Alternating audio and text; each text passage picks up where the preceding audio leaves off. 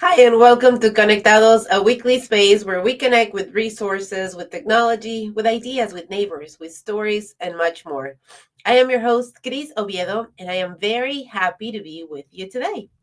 Conectados is a space that looks to connect us to one another and bring us together. And today we're connecting with our weekly financial wellness segment, a real estate tip of the week. We will also celebrate differences with the Autism Society of Maryland. We will chat about the benefits of walking and much more.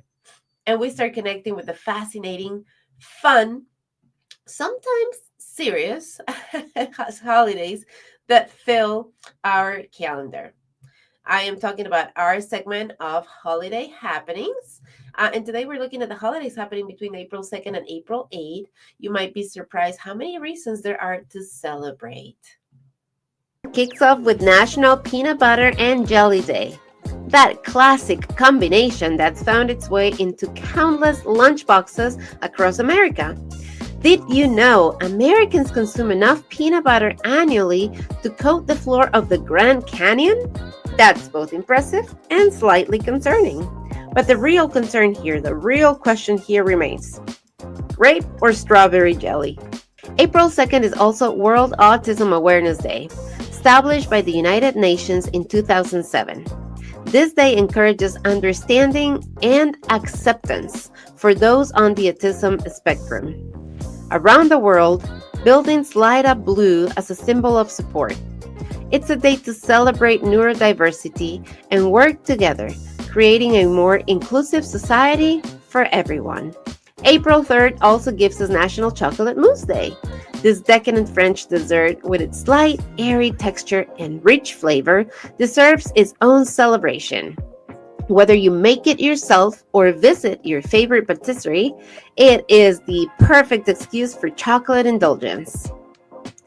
April 4th brings National Walking Day, sponsored by the American Heart Association. Just 30 minutes of walking daily can significantly improve your health. It's a simple reminder that sometimes the best medicine is putting one foot in front of the other. April 4th is also National Hug a News Person Day. And in these times of challenging media environments, our journalists could probably use that hug. Although asking for permission first is always recommended.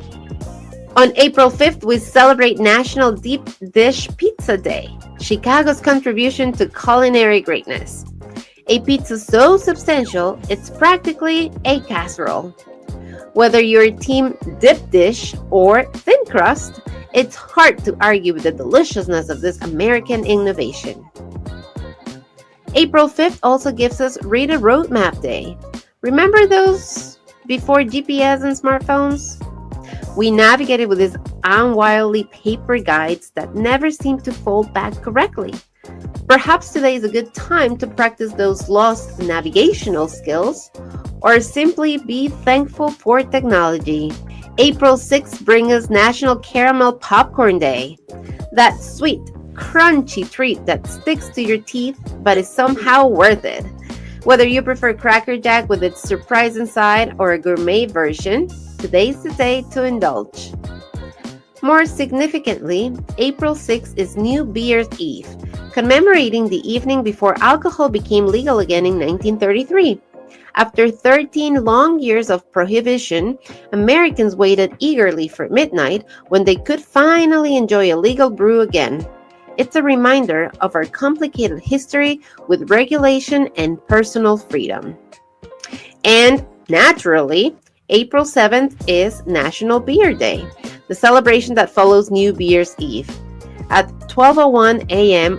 on April 7th, 1933, thirsty Americans lined up outside breweries and bars to purchase legal alcohol for the first time since Prohibition began in 1920. April 7th is also World Health Day, established by the World Health Organization at its founding in 1948. Each year focuses on a different health concern affecting global populations. It serves as an important reminder that health is a fundamental human right and that we all deserve access to necessary care.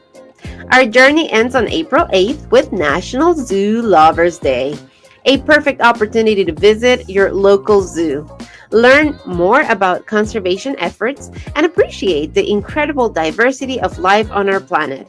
Many zoos offer special programs on this day to highlight their important work. And finally, April 8th gives us National Empanada Day. This delicious stuffed pastries with roots in Latin America cuisine have become beloved worldwide. Whether filled with savory meats, cheeses, or sweet fruits, empanadas prove that good things come in small handheld packages. So there you have it. 1 week, dozens of reasons to celebrate. From the profound to the deliciously silly, from raising awareness for important causes to raising a glass of beer. On April 7th, there's always something special happening. And remember, every day offers opportunity to learn, to appreciate, or simply to enjoy. In the seemingly ordinary days of early April, we find extraordinary reasons to connect, to remember, and to celebrate. And up next, we have our financial wellness segment brought to us by our good friends of Making Change.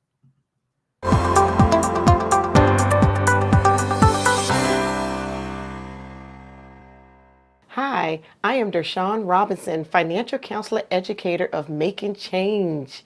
I wanted to stop by to share an upcoming financial teen event and money tips that will have your teens prioritize how they earn, spend, save, and budget their future earnings like a pro.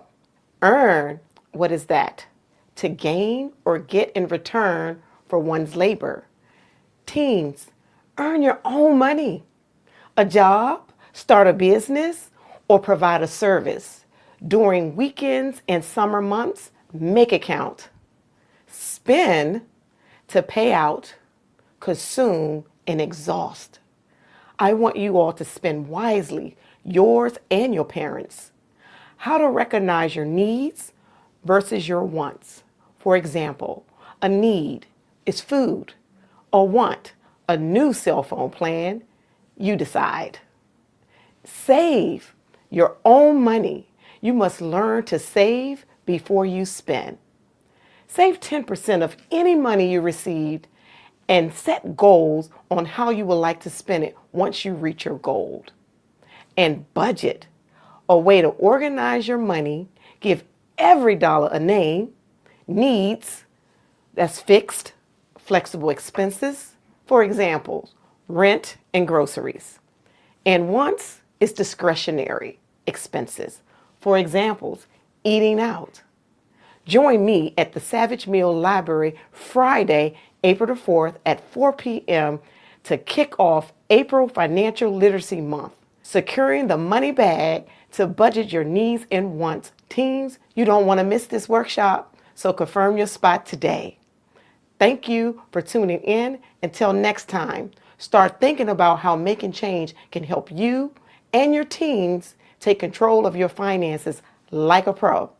If you have questions, you can contact Making Change at 443-518-7650 or send us an email at info@makingchangecenter.org.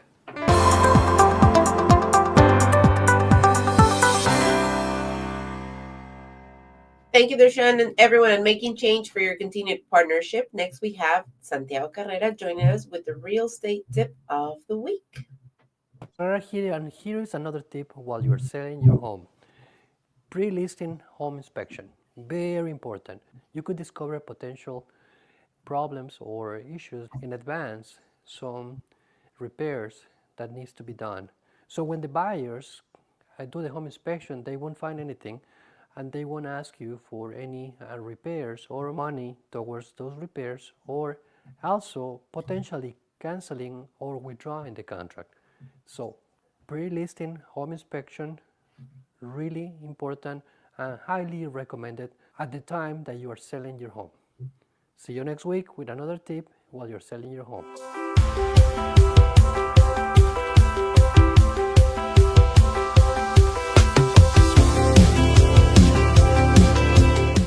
Thank you to Santiago Carrera for his continued partnership. We're going to take a quick break, but we're going to be right back with more of Conectados. Don't go anywhere. When we are constantly giving to others, there is profound power in the small acts we do just for ourselves. Applying lipstick is one of those simple yet transformative rituals. More than just color on your lips, it's a moment of self-connection and a celebration of your unique beauty. That moment when you pause in front of the mirror to apply lipstick is actually a micro-meditation. You're present, you're focused, you're giving yourself permission to be seen. In those few seconds, you're saying, I matter enough to take this moment for myself. There's science behind lipstick as self-care. Beauty rituals trigger dopamine, that feel-good neurotransmitter that boosts mood and confidence.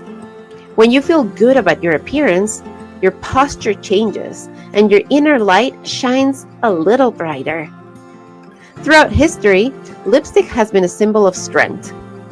During World War II, when resources were scarce, Winston Churchill kept lipstick in production because he believed it boosted national morale. It wasn't frivolous, it was resilience, a refusal to surrender joy even in challenging times. This is where Pharmacy's Matte Lipstick collection truly shines. Created with self-love in mind, these lipsticks deliver rich, vibrant pigment without the drying effect of traditional matte formulas. Your lips stay moistured, comfortable, and beautifully colored from morning until night. What makes Pharmacy special is their understanding that beauty products should enhance your well-being. Their lipsticks are formulated with nourishing ingredients that care for your lips while you wear them, because self-expression shouldn't come at the expense of self-care. The Pharmacy Matte collection offers shades for every mood, every skin tone, and every version of you. From subtle nudes that enhance your natural beauty, to bold reds when you need to channel your inner powerhouse, to playful pinks and corals that bring joy to ordinary moments. Like your inner strength, these lipsticks endure. Through coffee cups and conversations, through challenges and triumphs, the color remains, a visual reminder of your commitment to honoring yourself throughout the day. Wearing lipstick is a small but mighty form of self-compassion. It is saying, I deserve to feel beautiful, not for anyone else's gaze, but for my own satisfaction. This isn't about meeting external standards. It's about celebrating the face that carries you through this world. How often do you postpone joy until someday? Save the special outfit for a better occasion? Keep the nice lipstick for later? Today is the special occasion. This moment deserves your full, colorful presence. Self-love isn't selfish. It is necessary. When your cup is full, you have more to give to others. That moment when you apply Pharmacy Matte Lipstick isn't just about beauty. It's about filling your cup. Think of your lipstick application as a daily affirmation. I am worthy of care. I am worthy of color. I am worthy of taking up space in this world. With each application, you're not just tinting your lips, you're tinting your outlook with self-compassion. So wear your Pharmacy Matte Lipstick proudly, not because you need it, but because you deserve these small moments of joy, these declarations of self-worth, these celebrations of your unique beauty. Let each application remind you that self-care isn't luxury, it is necessity. Color your confidence, nourish your spirit, and face each day with the bold assurance that comes from these small but profound acts of self-love. Because when you honor yourself, even in the smallest ways, you change not just how the world sees you, but how you see yourself. So let's keep changing how we see ourselves. Let's keep loving ourselves. And let's get back to Conectados, our weekly space to connect with resources, information, and most importantly, with one another. I am your host, Cris Oviedo. Thank you so much for those comments over there. Thank you to my friends at Columbia, Maryland Live, a group that's always posting good information for everyone here in Columbia, Maryland. And April is marks Autism Acceptance Month. It's a time that's dedicated to promoting, understanding, and embracing neurodiversity in our communities and celebrating differences. Today, I am honored to share with you the conversation that I had yesterday with Melissa Rosenberg from the Autism Society of Maryland. This is an organization at the forefront of advocacy, support, and education for individuals and families living with autism. Melissa will be sharing insights about this year's initiatives, ways that you too can celebrate differences, and how we can all contribute to creating a more inclusive society. So let's take a look. Is Autism Acceptance Month. And throughout the month, the Autism Society of Maryland will be holding multiple events and fundraisers to celebrate differences. And that's a hashtag that we're going to be talking about, and that I really want you to memorize, write it down, and use it all month long. Hashtag celebrate differences, because it is important to recognize the multitude of experiences that are just within the autism community, and to talk about those experiences, and to talk about what this hashtag is all about, and the ways in which this month of April is important and relevant, and autism, and what it means, and just how to celebrate those differences and what you can do. I have invited this morning, a good friend, somebody who cares deeply about this community, somebody who has been working so hard for so many years. Just to make sure that these voices are heard, are seen, and that are elevated. And that is the executive director of the Autism Society of Maryland, Melissa Rosenberg. So, Melissa, bringing you on. Thank you for being with me this morning. I really appreciate it, and welcome to Conectados. Thank you so much for having me.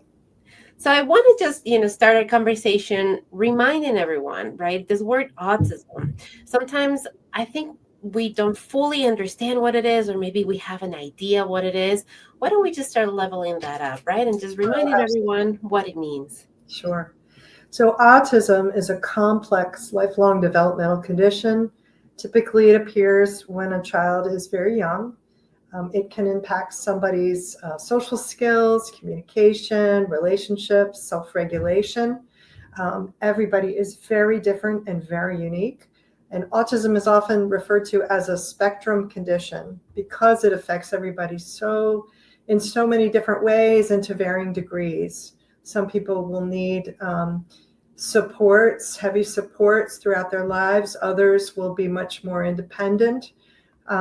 Early diagnosis, we know, helps a person receive the resources that can support them being able to make choices and expand their opportunities. And while there's no known cause of autism, and we know that vaccines do not cause autism, an early diagnosis helps a person receive resources that can support their choices and opportunities needed to live fully. Melissa, that's something that I think I wasn't aware. Like, I thought autism was something that was easily recognizable, that was something, that you could see, that you could somehow easily determine when you get to meet somebody or see somebody. And the reality of it is as I experience life more and more and get to know more and more people, I hear a lot more nowadays, that I was already an adult when I found out that I had autism. So it's, to me, that just, it's been an eye-opening experience to find that people have grown up. And I just think it just shows the range, right? Like this huge range, because yes, you do have those that you can easily identify because they have signs that you could, see that, like, I know at the church I belong to St. John's here in Colombia, and one of the ushers in our masses, and this is in the Spanish masses, he brings so much joy. Let's just start with that. He brings so much joy. Like, mass would not be the same without him. He's an usher, and he sings the loudest, and he is like the happiest person, and his smile just brightens the room, just totally brightens the room, right? So you have somebody like him where it's clear that he is autistic. But then you have other people. Like, I met somebody the other day. She's a professional. She actually is a career consultant for people with autism. And she didn't know. Her story was that. Her story is that she didn't know until she was an adult. She was a parent already when she found out that she was autistic. So the range, the gamut, it's so big, and that's why it's so important that we continue to have this conversation, that we continue, to talk about it, not just in April. I mean, April, yes, everybody talks about it, and we want to elevate it, and rightfully so, but we want to make sure that this conversation stays throughout the entire year, every single month. So that hashtag, it's just, starting with that idea of, you have those who you can tell by looking at them and interacting with them, and then you have people that, unless they told you, you would have probably never guessed, or unless you know them closely, you would have probably never guessed, because there's no signs that alert you necessarily that they are autistic. So hashtag celebrate differences. Let's talk about that and the importance of that hashtag. Right, absolutely. And we often talk about autism as being an invisible disability. So while if you come upon somebody with a wheelchair or maybe some different physical signs, that automatically tell you someone has a disability, autism and other neurodiversities, which I'm happy to talk about, are often not immediately visible. And so we often get adults, particularly women, who get a later diagnosis, maybe struggle with different social situations throughout their life, anxiety, maybe sensory sensitivities. And so then later in life, they come upon, the concept of autism and receive a diagnosis or come to understand that diagnosis. And it can explain a lot of the struggles they may have had in their lives. But the hashtag celebrate differences is just a way for us to recognize and focus on strengths versus deficits. And I think that's very important in our culture, that in our world, that we welcome those who are different. And I think at the end of the day, autism is really just another way, a different way of thinking that can bring creativity, that can bring new insights. Somebody who is focused on things in the world, in the workplace, in nature, in schools that maybe we miss, and they can bring some fresh eyes to that. And so we celebrate those who bring, as you said, the usher at your church, such joy and richness to the world. We find this in the workplace. Individuals with autism often have very special skills, whether it's pattern recognition or honesty, that creativity, that insight of, ability to look at a problem on the job with a different, lens, can be very helpful. And I think we need to welcome that and celebrate it, as we say in the hashtag.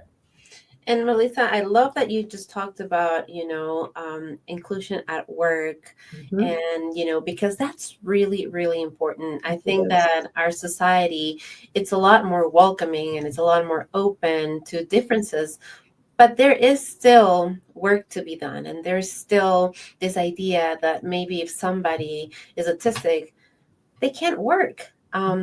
please talk to us about the beautiful labor that you guys are doing, how you guys are demystifying and taking away that idea that autistic people cannot work, because I know that that has defined autism for too long, and you guys are going in and showing exactly what you just said, that it's actually an asset. It's a valuable asset that can come to your workforce. Well, thank you. Absolutely. So everybody can work. It may look a little different, and certainly for those with autism, they may struggle in the workplace. They may have difficulty finding work that is meaningful to them, or that's welcoming and accepting. But we have a program called the Autism Hiring Program, and we've been able to connect a lot of autistic job candidates to employers, supporting both parts. It's got to work for the candidate. How can we address where they struggle in the workplace? Are there how to know how to ask for accommodations that would make their job easier, and understand it and ask questions? And then for the employer, how they can create a welcoming work environment, whether it's providing, even right from the beginning at the interview, providing questions in advance, thinking through or asking how a person does their best work, which really is good for all of us, right? And then we remain engaged to kind of coach both sides through when there are those social challenges or communication challenges. Some of our folks have some sensory sensitivities, whether it's light, sound, smell, taste, touch, and how do those need to be accommodated in the workplace? Does a visual schedule work well for somebody versus just lots of copy? And can that be negotiated or communicated to the employer so that the employee receives, we want to set them up for success at the end of the day. And I think it's not all that hard. I think once we do it and once we think through it and take the time, that again, people bring great gifts to the workplace, and it's really worth that effort. And I love this approach. And I think that, as you said, it should be an approach for all, right? We want to maximize, as you said earlier, strengths, Yep. right? We want to maximize strengths. And if we just make this our culture, imagine, and I get it. I get a bit, I'm a small business owner. My husband is a business owner. I get it that it's easier to just have a way in which we do things. But if we really think about it, if we were to take and look at each one of our coworkers, each one of our employees, everybody who's with us, right? And just look at the assets that they bring and those strengths that they bring, and we just really hone in on those and make it so that they can really explode those and shine those.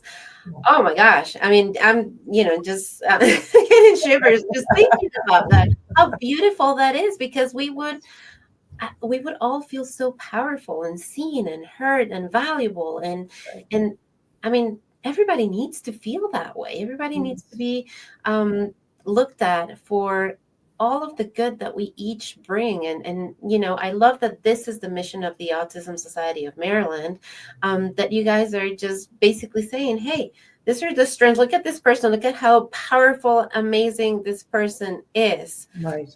This person may be acting a little bit different in some other ways, but look at all of the good right here that this person is bringing. I mean, and if we could just all get those lenses on, our community would be very different. Very, very different. It would absolutely. So, Melissa, what are some of the ways in which we can go ahead and celebrate differences with the Autism Society of Maryland this month? Absolutely. We have lots of events, outreach events. We have a webinar coming up.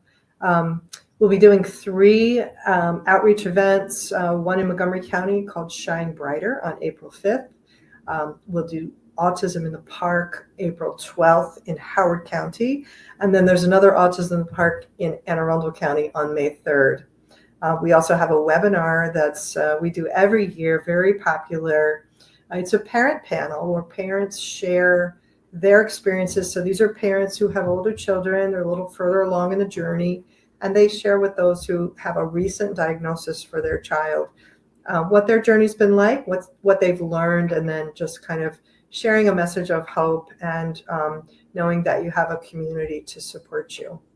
We also have lots of resources available for families and individuals and professionals. One of our key focus areas this year is water safety and wandering prevention. And we know that there's a very high rate of drowning in the autism community. That is the number one cause of death, particularly in those 14 and under who wander or elope. And we did have 6 deaths last year of children with autism here in Maryland who wandered away and drowned. And so many groups like ours are coming together to educate the public, educate families, to call 911 when a child goes missing so we can bring in some assistance from law enforcement to search for the child, to know how to maybe prevent wandering or put into place safety measures, door chimes, window chimes, perhaps a tracking device if that's something you'd want.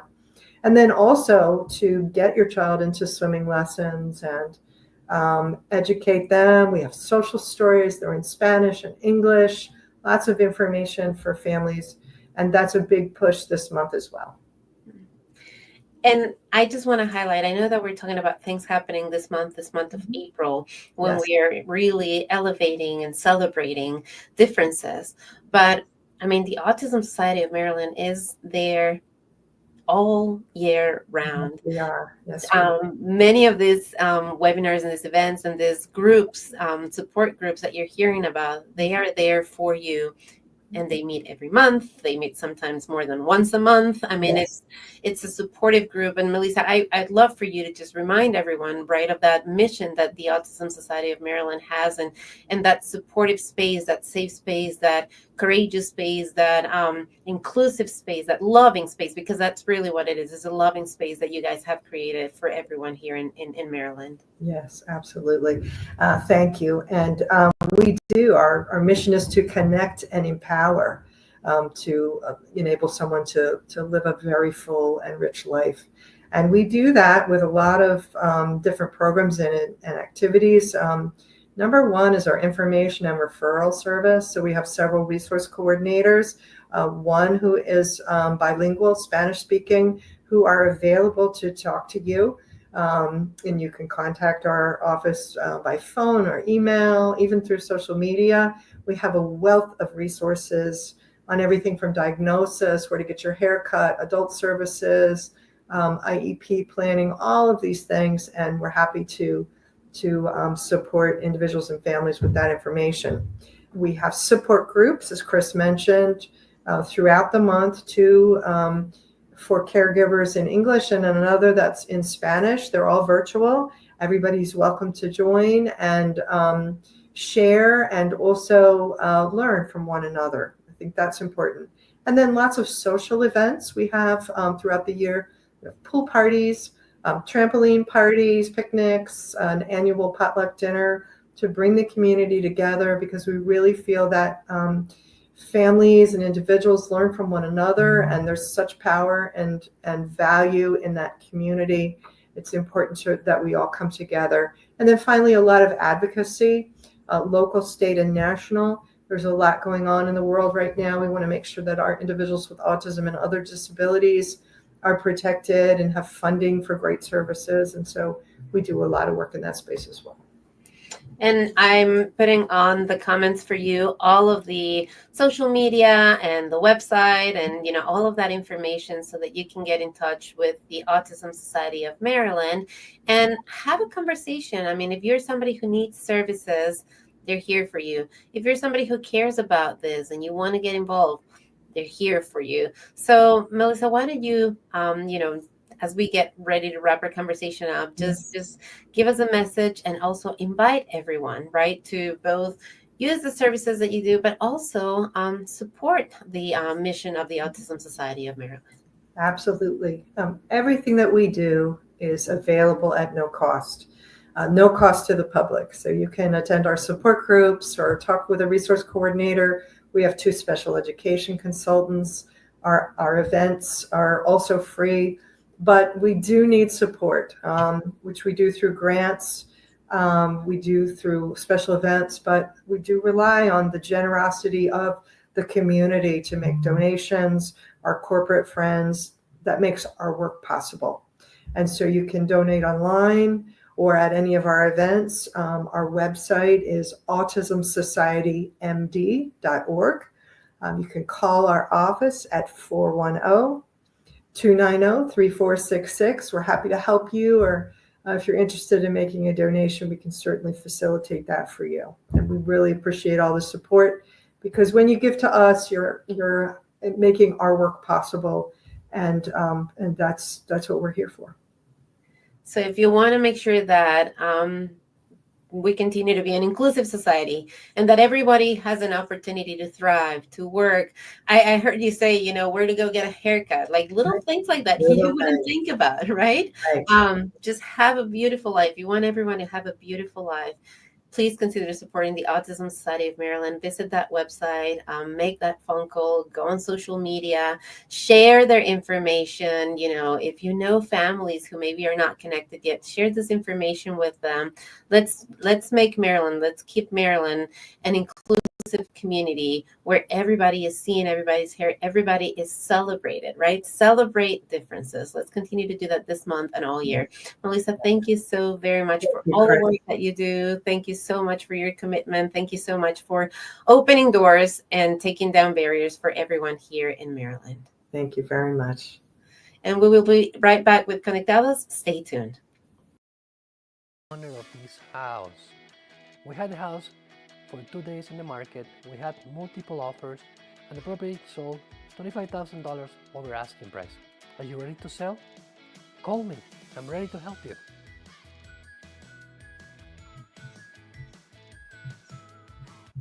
And we are back with Conectados, the space that connects us to one another. I am Cris Oviedo, and next I want to challenge our complicated world of fitness trends and expensive gym memberships with what might just be the most powerful exercise and the simplest one of all, walking. It is free, it requires no special equipment, and is accessible to almost everyone. Today, we're exploring the remarkable benefits of this everyday miracle movement. The impressive health benefits. Walking for just 30 minutes a day can reduce your risk of heart disease by up to 19%. It strengthens your heart, improves circulation, and helps maintain healthy blood pressure levels. Unlike high-impact exercises, walking is gentle on your joints while still building bone density and muscle strength. But the benefits extend far beyond your cardiovascular system. Regular walking has been shown to reduce the risk of type 2 diabetes by helping to regulate blood sugar levels. It boosts immune function, potentially reducing sick days by up to 43%, according to studies from Appalachian State University. Your brain loves walking too. When you walk, blood flow to the brain increases, bringing oxygen and nutrients that improve cognitive function. Research from Stanford University found that walking increases creative output by an average of 60%. It's why some of history's greatest thinkers, from Aristotle to Steve Jobs, conducted meetings on foot. Walking also releases endorphins, those natural mood elevators. Just 10 minutes of walking can lift your spirits, while longer regular walks have been shown to reduce anxiety and depression symptoms as effectively as some medications. So, how much should you walk? The often cited goal of 10,000 steps actually originated from a Japanese marketing campaign in the 1960s. Health experts today generally recommend 150 minutes of moderate activity per week, which breaks down to about 30 minutes of walking 5 days a week. But here's the good news. Even small amounts make a difference. Research shows that just 4,400 steps daily is associated with significantly lower mortality rates. The benefits increase up to about 7,500 steps, after which they begin to level off. Now for some fascinating walking facts. Did you know that the average person will walk about 100,000 miles in their lifetime? That's equivalent to circling the earth 4 times. Women naturally take shorter, quicker steps than men due to differences in hip structure. And the world record for fastest walking belongs to Tom Bosworth of Great Britain, who can walk a mile in less than 6 minutes, faster than many people can run it. So how can you incorporate more walking into your busy life? Here are some simple strategies. First, try walking meetings for phone calls or one-on-one conversations. Research actually shows that they increase creativity while reducing sitting time. Also, try parking farther away from entrances. Those extra steps add up significantly over time. Set a timer to stand up and walk for 5 minutes every hour while working. Studies actually show that these movement snacks can offset the negative effects of prolonged sitting. Consider a fake commute if you work from home. A 10-minute morning walk to start your day and another to end can create helpful boundaries between work and personal time. Walk while you're waiting. Whether you're at the airport, at the doctor's office, or early for an appointment, well, use that waiting time as walking time. And do not let weather be an excuse. Mall walking provides a climate-controlled environment. Or try green exercise. That's walking in natural settings like parks. Research shows this combination enhances the mental health benefits even farther. And make it social. Walking groups or walking dates provide accountability and turn exercise into connection time. The Framingham Heart Study found that having a walking buddy increases your likelihood of regular exercise by 95%. Walking doesn't require special equipment, but proper shoes can prevent injuries. So choose footwear with good arch support, a flexible sole, and room for your toes. Replace walking shoes every 300 to 500 miles to ensure proper support. And for those wanting to maximize benefits, try brisk walking, where you can talk but would struggle if you were trying to sing. Now, adding hills or stairs increases intensity, while walking poles can engage your upper body and burn up to 20% more calories. Perhaps the most beautiful aspect of walking, it's its simplicity. Walking connects us to our most basic human experience. It's how we first explored our world as toddlers and how humans have traversed the earth for thousands of years. So in our high-tech, high-speed world, walking invites us to slow down, notice our surroundings, and reconnect with ourselves. Every step is an opportunity to be present, to feel the ground beneath our feet, to breathe deeply, and to remember that sometimes the most profound changes come from the simplest actions. So today, consider taking that first step. Your body, your mind, and your spirit will thank you for it. And I really hope that you have enjoyed this segment. I challenge, me and you this month of April to walk more. After all, movement is medicine, and walking is really the simplest form. And I have to admit that I really enjoyed watching this segment. It's as a producer, when I am recording and doing it's fun, but then to come and sit here and watch it with you and know that I'm sharing a lot of me with you, I hope that you really appreciate that. You saw a lot of my favorite walking buddies, my family, my dogs in there, and it's so make it fun, and make it something that you can even look back. So for me, this has been medicine, and I hope that you're enjoying it as much as I am. We are just going to, before we wrap up, I am a person of faith. I go to St. John's here in Colombia, and I want to share just a little excerpt of one of the readings from this week. It wasn't Sunday's homily, but it's actually from 2 days ago from Father Mel. So let's just listen what he has to say.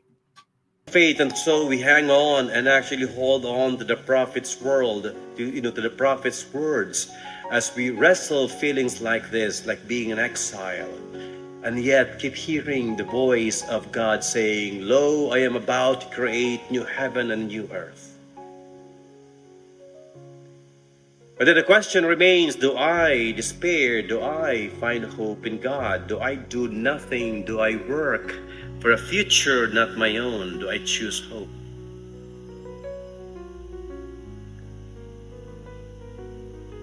But then we know that hope is not passive. We know that just like the exiles returning to their homeland, we too have to continue to rebuild our community. That we too must labor for a nation that reflects God's justice. Are we building a society that welcomes or excludes? Do we hear the cry of the poor?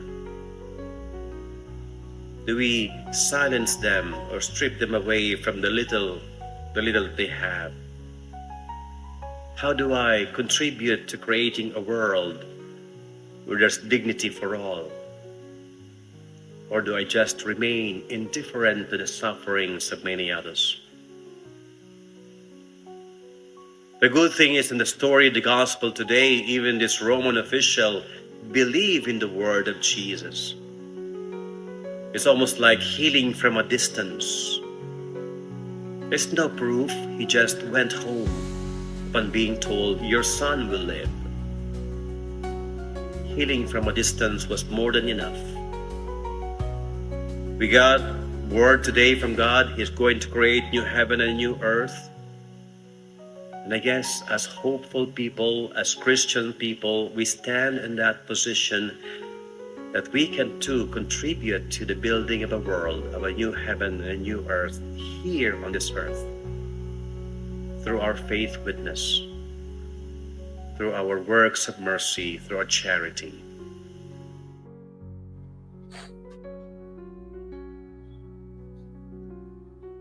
So let's continue to build that community that celebrates differences, as Melissa told us, that community where everybody is included, where everybody is celebrated.